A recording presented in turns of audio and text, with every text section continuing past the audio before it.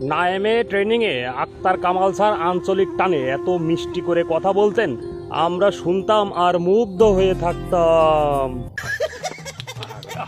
ব্যাকরণে কামাল স্যারের দখল এমন, তাকে দেখলে কমা সেমিকোলনও সোজা হয়ে যেত। উপস্থাপনার সময় কামাল স্যারের আত্মবিশ্বাস দেখে মাইকও গর্ব করে শব্দ বাড়িয়ে দিত।